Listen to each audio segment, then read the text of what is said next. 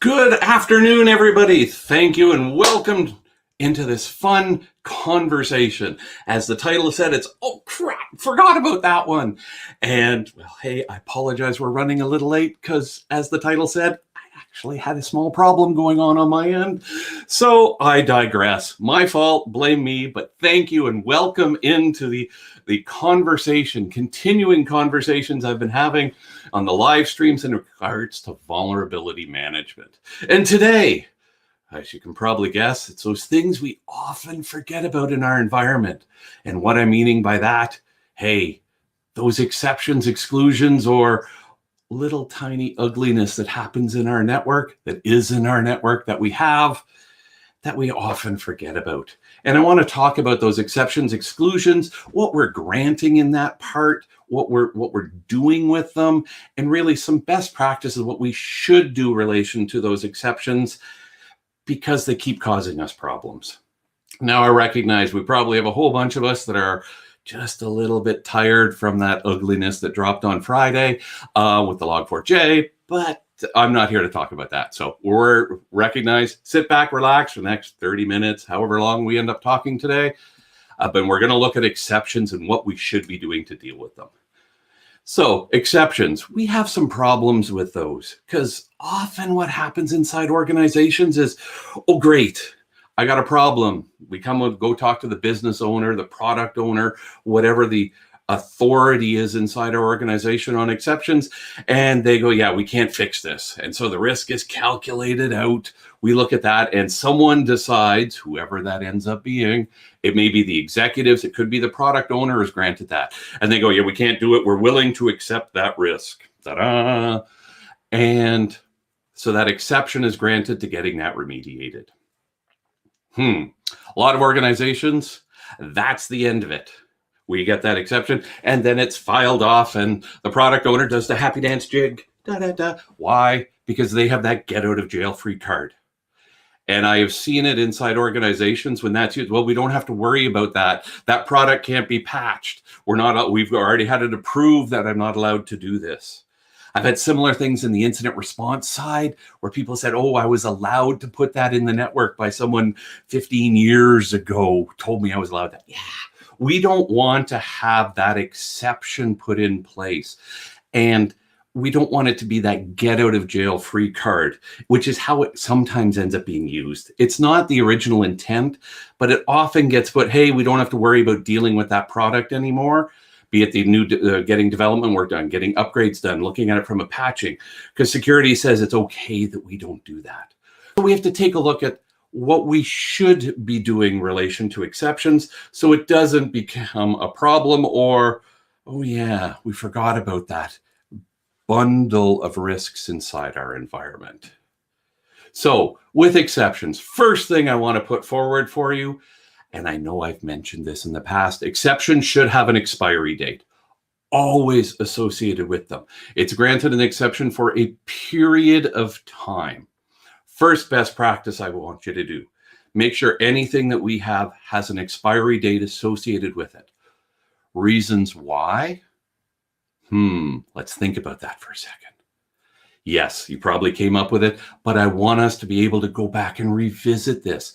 Was it a legitimate reason? Does that situation still exist for us inside the organization that we have from an expiry or that we granted the exception on?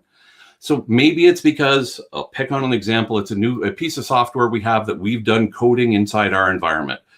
And the development team is just completely overtaxed when we find this new vulnerability. It's doesn't matter the height of the severity, of the vulnerability. But let's just say that it's, hey, we've got this problem. They don't have the cycles to work on it right now. They've got a more critical app that's being dealt with, work getting done, whatever the reason. But they don't have time for 6 months. By putting an expiry date associated with that, arguably, let's say about 9 months out, if we know it's going to be about a month of coding, the testing window is about a month, then it should be able to be deployed. Let's set an expiry date in this example of 9 months out, get that agreed to. And then we continue to do the follow-ups on it. That's a best practice we should do. We'll get into that. But it gives us a time frame, and everybody knows that, hey, in 9 months, we're going to have to look at this again, because that's when it expires. So the work will have to be getting remediated before then. So setting the expiry date associated with any exception, I think, is key for us in order to keep track of these and to properly report on what's happening in our environment. That ties me into the second thing we should be doing, I think, is actually doing proper reporting on this. In the last live stream I did with regards to metrics and reports, we did talk about reporting on exceptions, but we should be able to report on all the exceptions that are granted and the associated risk. You can group them together. Let's say you group it by an application, or you group it by a business unit. It depends how we're breaking up some of our metrics and really where the authority lies for those approvals and decisions for granting the exceptions. But let's break it up so we can at least continue to report on them, so it's a constant thing that's there. Hey, this has been accepted as a risk. The expiry date is, let's say, July 2022. Whatever, 9, 6, 10 months out, whatever it ends up being. So it's constantly there and we're tracking it. That's why we want to report on it. It's tracking it. So tracking what we have with the expiry dates. And we want to keep on top of really what's happening with those. You don't ever want to just have an exception that's granted or anything really from a deadline. Oh yeah, it's due in 9 months, and then 9 months from now. So did you get it done? Don't you like having people come and do that? Yeah, I don't. So what we want to do is make sure we're constantly providing the information. Here are the exceptions. Here are the ones that are getting close to their expiry date. Tracking that information, providing it as part of the reports. Now, I see we have a question in here in regards to what about re-accepting the exception in perpetuity? I personally, I wouldn't want to accept it indefinitely. I would still want to be on a regular basis, continuing to review this. Maybe it's an exception granted from a yearly basis, but making sure that we are re-looking at these as we go forward, I think, is important. Because, as we know, technology changes regularly inside our organizations. Technology is advancing rapidly. Situations have changed, circumstances around it. We can't do an upgrade on the finance system because we're at year end. I'm in government. I'm with year end at the end of March. Yeah, we're soon into a lockdown. Don't touch my systems. But the situations, the reasons, the circumstances behind the exception being granted, or the don't touch this order, are going to be changing as our organization continues to evolve. Maybe we can't touch it today. Maybe that's why we want to keep looking at it. In a year from now, maybe data has migrated off. Maybe we have alternative options to replace this that weren't available to us a year ago. So I would want to continually review these. And like I said, I'd want to look at them, say, on a 12-month basis, just to make sure the situation, nothing has changed. We cannot get this addressed inside the organization. So that's a great question, but that's my feedback on it. I don't want to grant it in perpetuity, because then it is a get out of jail free card, and it may not be required for us inside the organization. So hopefully that helped answer it there. And I see there's another point in here that might even require some changes in policy. Yeah, as we're going through this, it could be several changes on policy, depending what you're meaning there. But it could be a policy change for our exception process could be needed. What? I got to redo a policy? No! Yes, you're going to go crazy. It's leading up to Christmas. Can you tell me I need the break? No. It's, well... Sorry, it's yeah, there's been a good few weeks around here, but we want to make sure that we're tracking. We're doing that reporting, and yeah, we may need to write policy, change a policy associated with it inside our organization, how we actually grant these, or what is the associated risks? How do we do acceptance? What is the process associated with it? Maybe it's not a policy, maybe it's a standard procedure, whatever it needs to be for your organization. I can't tell you, you have to have this policy and this process and this procedure and these people are involved, because it is, a lot of it is, there are some general concepts we can deal with. And I do talk about that, but we're not going into that today. We do talk about exceptions and stuff in the Management 516 class on vulnerabilities, but I'm not here to talk about that. It is, we might have to worry about those. There's general overarching principles, which is what I want to talk about with the exceptions, but I can't say that this is a one-size-fits-all thing for all organizations. It may be a 6-month window is going to be adequate for your organization because you are, say, let's pick on a startup, a lot more fast, nimble for how they're doing things compared to the, let's go for the classic telecommunications companies. Yeah, the behemoths that are out there with 100,000, 75,000 people. That takes, I don't know, several good sticks of dynamite to get some change done inside that organization. Yeah, we all have, it really does depend on the organization, how fast we are, how things change, and how fast we can change. Because some of our organizations, I know some organizations, say a really large SaaS companies, in order to get a change implemented, they could be taking 3 to 4 months before that's actually released to production. Whereas if I'm, say, the startup, like I mentioned not long ago, I can be really quick to get this done because, hey, it isn't a released product yet. We found a problem. It's quick turnaround. We'll get to that in the next release cycle, which could be the sprint in 2 weeks. So tying in that way. But I really don't think we should be dealing with the perpetuity on there. And we may require policy changes. And yeah, writing policies isn't fun. Going through the process to get them modified can be a challenge. But we should make sure that our processes and policies make sense for our company. So back to the exceptions here. What we're talking on exceptions. Just hold on. I see there's some other questions here. I want to make sure I'm not missing a question. How to prevent okay, yeah. I don't have an easy way to prevent the log4j type vulnerabilities. And open source, it's used everywhere. Yeah, it's like the SSL we had several years ago. It's in an open source library. Oh, wait, everybody's using it. We have to worry about compensating controls around it. But that, I think, deals with the questions. And I'm glad you enjoyed the humor there, Leslie. It's like, yeah, let's go crazy. We're all kind of going crazy. But especially if you're in the incident response side of late and the blue teams, yeah, this past week's been bad. Okay, my comment, though, kind of ties into a third point of what we want to do here. We said we want to worry about tracking, okay? We got to report, we need the expiry dates, and we're tracking it through reporting. But something else we should be doing, just because we said we cannot fix the problem and the exception has been granted, we're going to want to look at compensating controls. It may be we're willing to accept the risk that's there point blank from whatever the problem is. But for me, I always want to do better than what we're willing to accept. Like, if I'm willing to accept that risk, fine. Maybe it's to the point. But is there something we can look at a compensating control that we can put in place that'll even help to reduce the risk more.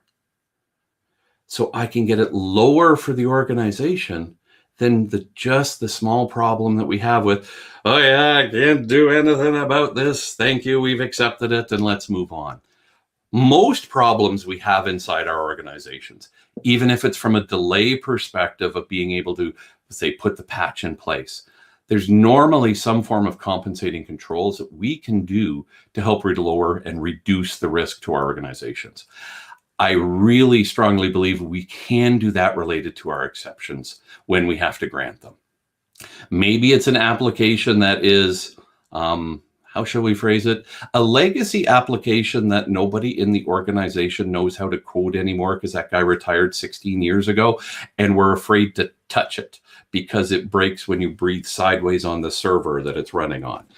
But is there something we can do to put around it? Can we block off connectivity to just the required subnets, or maybe even the required ports and services? Can we put extra monitoring on the communication path to the device in question or the devices?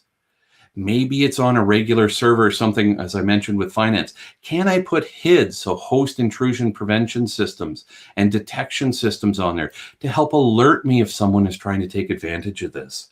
These are some compensating controls that I can help lower the risk. So even though we want to grant an exception, looking at the problem, we should try and see how we can mitigate this problem to be less of an issue for our organization.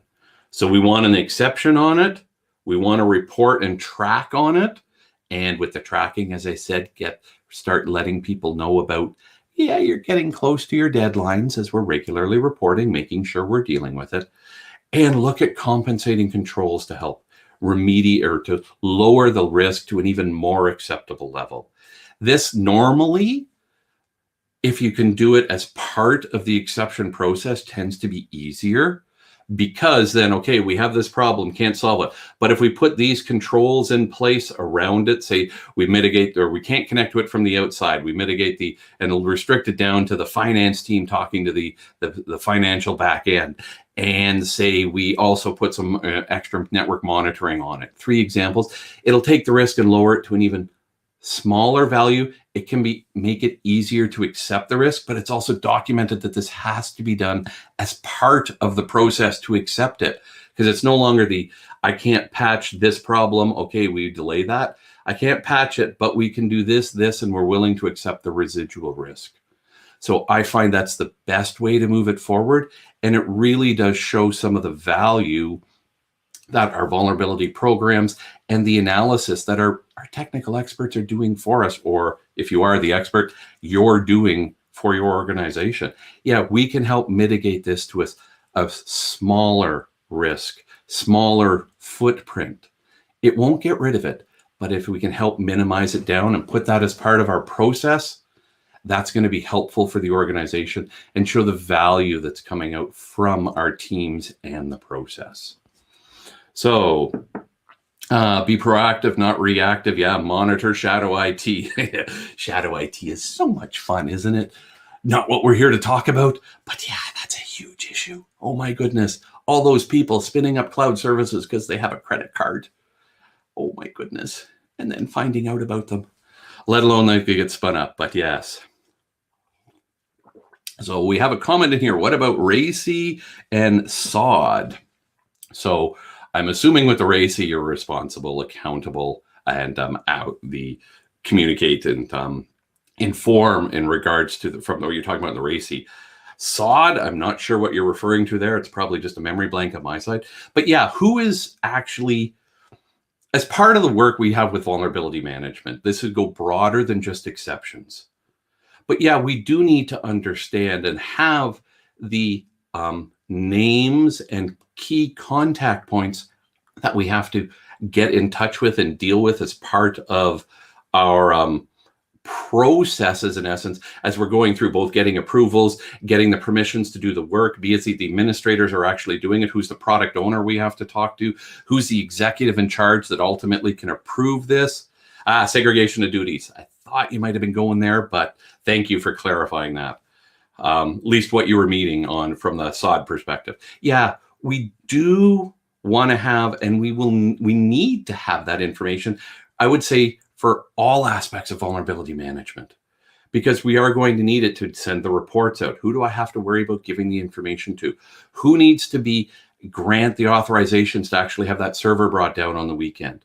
Maybe there are some standing things that we have permission for, but we're going to need that detailed type of information, and it will be leveraged and available to us or we'll need it and we'll leverage it as part of our the work associated with our exception management process. Sorry, I just have because I was a little late coming in, I forgot to turn off my phone, and now it's ringing in my ear, so I apologize for that. Just got rid of it.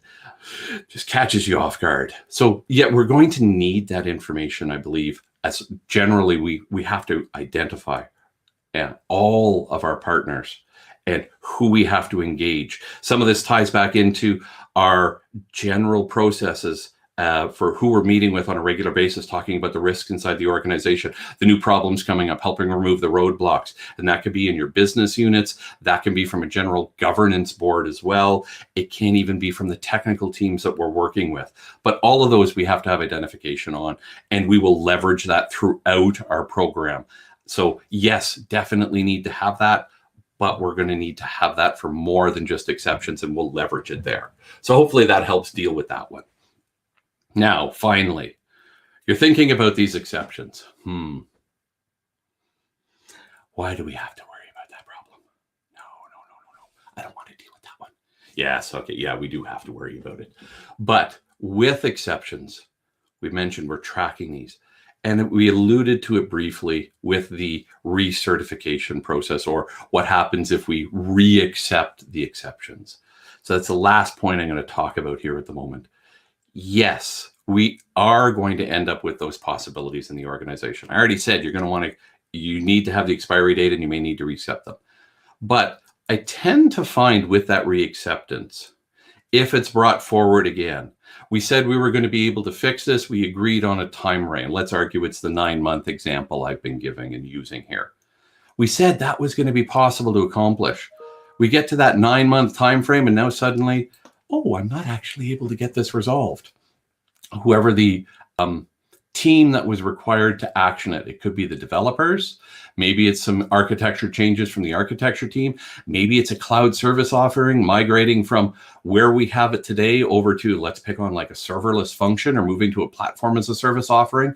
Whatever the remediation effort was going to be in the effect or the required actions that need to be taken by the group, going through that recertification process, if we agreed we were going to do this, there's got to be some conversation happening around why were we unable to meet this deadline. We agreed it was going to be there. We agreed this was realistic. We brought it forward, and we said the work would be able to be done. And this we is the collective we from the organization, not me in vulnerability management. But there are people that stated this work would be possible. Why couldn't we get this resolved? We need to do that analysis as we're going through that re-request process, because, okay, why won't this happen again? Why might not in 9 months, if we give you another 9 months, that the same problem won't actually come up? So we need to be able to go through and what was the root cause of us not being able to get this completed in the time we said? We need to understand this. Some root cause analysis, taking a look at the exceptions that weren't able to be met after when we're going through the process and they're over their deadlines. Why couldn't we meet that? Is there a systemic problem in the organization that needs to be changed? Was it because there was let's say an executive decree that came down that we are doing this now, we need to get this done, and that took resources away? They're all legitimate reasons, but we need to understand the reasons, because we need to be able to remove roadblocks that have come up. And we may not be able to, in vulnerability management, remove all of the roadblocks, but we need to have them identified so it can be discussed by the leadership team, so we can try and get those roadblocks removed. Because there's no benefit, like when we're remediating vulnerability, send it over to the one system administrator you have inside your organization. that is looking after 500 servers that they have to worry about getting. They're overloaded. Giving them more work isn't going to help solve the problem. Or telling them, yeah, you didn't meet your deadline, so you get a poor performance review. No, the systemic problem in that example, we need more people. And that's often a case. But what was the root cause associated with it? We need to take a look at that. So why the problem has existed, why we were not able to meet it, and hopefully we can remove those roadblocks, identify it to the appropriate leadership groups. It may be the business unit. Okay, it couldn't get done for the reason. Maybe it has to go to organizational governance committee for the vulnerability management program, or potentially it may even need to go to executives and board level for approval in order to get roadblocks removed. But we need to identify it and let the leadership make the decision, because it all ties back into the corporate risk. If we have a problem here that's preventing us fix and remediate and remove risk, that's adding to it, and it probably is going to be compounding on not just the problems, that exception in this case that we've dealt with or have to get dealt with. So that's why we want to look a bit deeper on here. So we want to make sure with exceptions, we've got a deadline. That's, if nothing else, make sure you got deadlines and you're tracking those. We want to report on our exceptions. Why? Because with reporting on it, people are going to be, we understand, track the accumulated risk that's happening. And one thing I didn't mention, but often we have inside organizations with accepting those risks. I may be authorized as the product manager. I can accept the risk for my product. But when you have an organization, maybe has 100 products, and each product manager is accepting a chunk of risk, but the organization overall may not be willing to accept that risk. So reporting on them is going to show the aggregate risk for the organization, and the executives may not be willing to accept all those little piece parts, because they're ultimately the ones that have to accept the risk, explain the risk, and report on the risk that the organization has. So that's what reporting will help us do. We also said we want to be looking at the root causes in here. And I guess one final, because I already said the final thing I'll talk about is when we're looking at exceptions, we said we want to look at root cause, why we can't fix it. But when we're doing the reporting and aggregate, we should look at and see, are the exceptions that are being granted because of one situation, one piece of equipment, something in the network that is common to all of these, or maybe grouping them together. There's a common theme for these fives. It's related to, let's say, Java. Who knew? Java has problems. Maybe it's because we have to use an old version of Java. These exceptions are associated with that. What it's going to help us identify is what is the blocker, as we said we want to do, but maybe the accumulated risk for all of the problems associated with, in this case, Java, is too much compared to each individual that we're willing to accept. Yeah, well, if we just spent the $500,000 to fix this, I get rid of this much risk, compared to spending $500,000 to get rid of 1/5 of the risk. Say they were all equal level. So aggregating and looking at the common causes with our exceptions may help identify the trend or the common theme between these that is going to help us potentially remove those. So aggregate it together, report on them, but talk about why this is all associated. And then the executives and the leadership team may be able to make some decisions that show, hey, there's a problem here. Let's actually work to resolve that. Okay. And I don't know if it was an ERM jab or not. I jab at a lot of things. A lot of them are me. But most of the problems that we have inside our organizations, to wrap things up here for today, with related to exceptions, are we forget that they're out there. Hence the title of the talk. It's like, oh God, yeah, I forgot we said we were granting that. No one's tracking it. No one's reporting on them. No one's continuing to understand what the accumulated risk that's happening. And we're giving, or a lot of organizations have that almost a get out of jail free card because we're not trying and being more proactive in our work.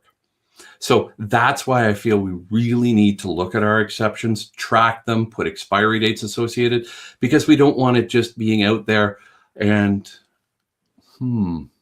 why did the vulnerability management manager and the product manager from 5 years ago, who are no longer with the company, grant that exception?